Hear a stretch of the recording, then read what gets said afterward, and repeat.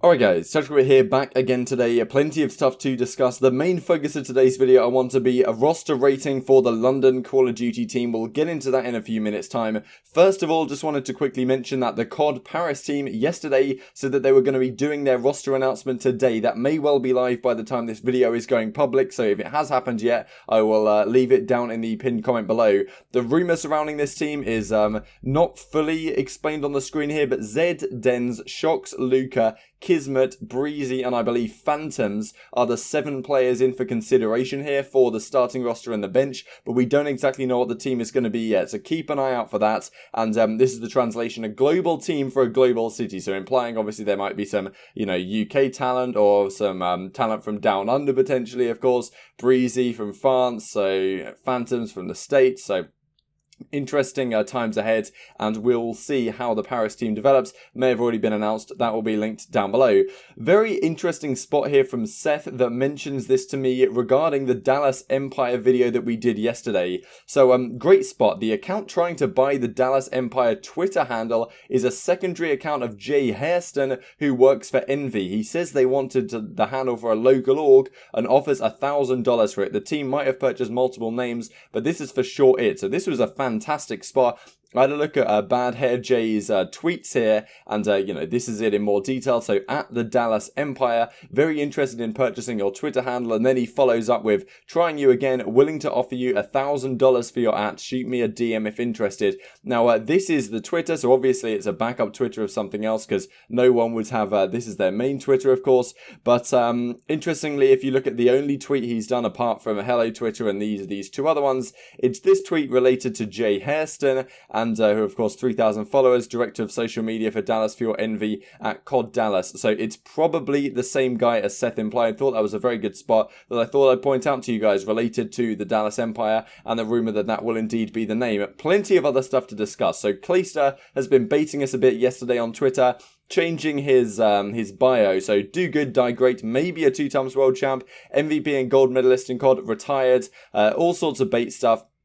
I got added in this by Just Juan, so thanks for doing that. And yeah, I replied, he's almost certainly having us on, but good spot. And if we look who liked this tweet, Clayster was one of the guys who liked it. So implying that it's bait, but if you guys had, obviously it's bait, but if you guys had seen this and maybe thought maybe there's something to it, then I thought I'd point that out to you guys. My Twitter will be linked down below. And Kroenke at CDL Intel says the same thing here related to a similar tweet, changed E United to retired. Of course, the big thing here is that he's taken E United out of his bio officially. We know that E United aren't going to be involved in the CDL next season. We know pretty much that Clayster is going to be going to Dallas, the Dallas Empire, with Crimsix, Illy, Hook, and Shotzi is the rumour right now. But who knows what their substitutes will be. I think there was also an interesting tweet yesterday that came out. I'll just flash it up on the screen real quick. Spoof, CDL is chalked. Everyone's signing their friends and content creators as subs. And Parasite does a tweet in reply to this. So I thought that was pretty interesting. Maybe I'll go over that in the coming days here. But related to what sort of substitutes we're going to see. What kind of players we're going to see on the bench as well. This is a tweet that I believe Atomic COD DM'd me. This is from some sort of story here from Dashi. And, you can see Dashi's face here on the OpTic Gaming, kind of, what am I looking at here? Green wall, is this going to be like, I don't know, I know OpTic used to be sponsored by Brisk Mate or whatever, but at least it shows that Dashi is still associated with OpTic. He is rumoured to be on this Los Angeles Immortals OpTic Gaming owned team. So that I thought was relatively interesting. So moving onwards here, we have this to follow up from talking about Crimsix and Clayster on that Dallas team. They were playing Apex Legends together last night, as Charisma points out to me on Twitter, so thanks for that. This tweet from Lucky as well was interesting. Atomic COD mentioned this to me.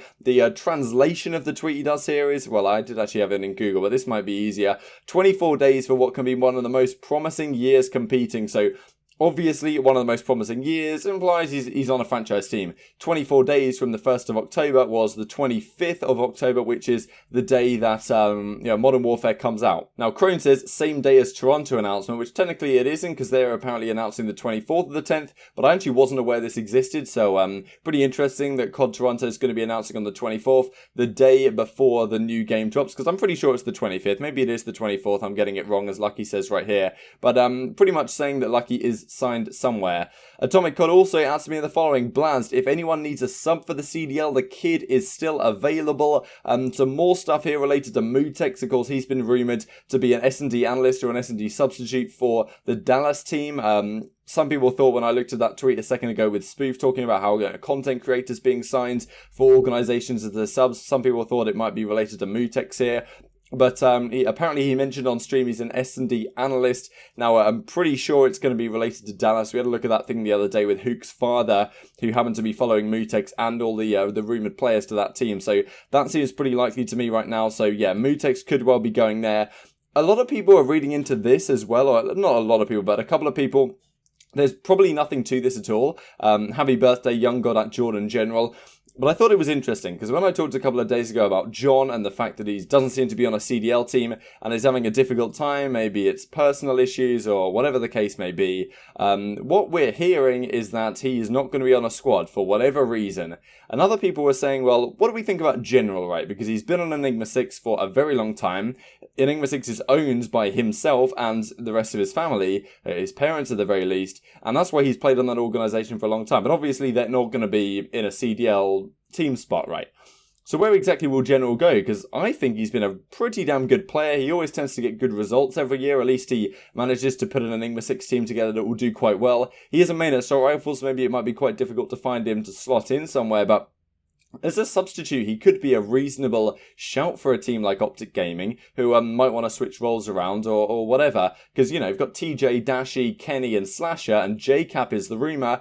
I guess Slash is going to be your main AR, but maybe at some point you feel like if JCap's really having a poor season or just maybe isn't quite the player he was, then maybe move him to like a coaching substitute kind of role and then bring Jordan General in as your main AR and have Slasher play on another main AR, but a little bit more aggressive. Because Kenny, back to a slower pace boots on the ground game, he may well be using a sub in this game rather than an AR like he did in Black Ops 4, because of course he used the PPSH and was probably the best player in the game with it back in World War II. So I thought that was interesting because I know a few of you guys were talking about General, saying like, where exactly is he?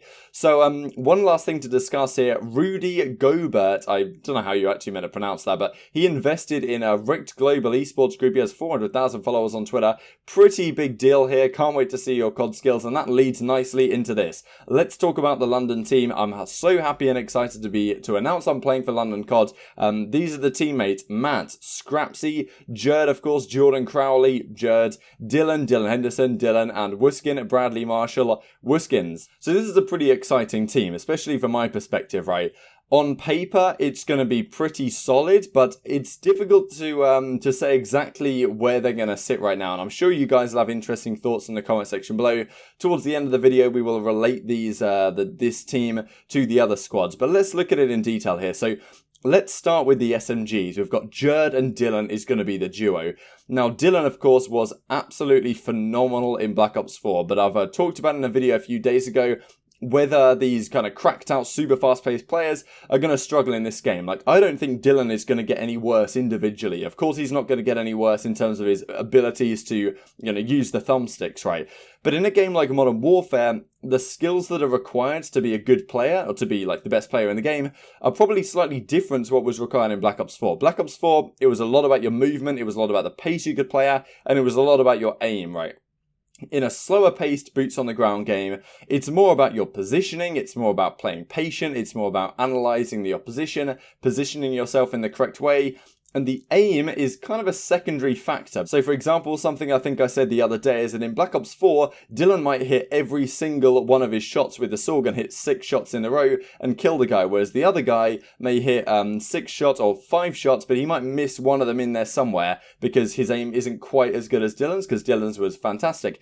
However, in a game with a faster time to kill, a guy like Dylan might hit 3 shots, but the other guy might hit 3 shots just before, because when the time to kill is faster, your aim isn't as important, right? So that's something that is interesting to consider. I don't think Dylan's going to get worse as an individual player, but maybe it's slightly different skill set that is required to be good at Modern Warfare than it is to Black Ops 4. And also, as I say, the time to kill is a crucial factor in terms of how well an SMG and how impactful they can be, because in Black Ops 4, It took a long time to kill someone. If you're Dylan, you can slide into a hill and expect to survive the very first couple of bullets. Whereas in Modern Warfare, if you slide into a hill or you jump into a hill, the guy who's holding the angle is going to kill you no problem at all, and it's on your teammate to trade, right? Whereas that wasn't quite the case in Black Ops 4. However, Jerd was fantastic in World War II. No doubts about that. He kind of dropped off in the Black Ops 4 season. Dylan was really good in the latter half of World War II as well. So I think as an SMG duo, these guys are very, very strong. I just think it's going to be difficult for SMGs on the whole to quite get the mileage that they did in the game.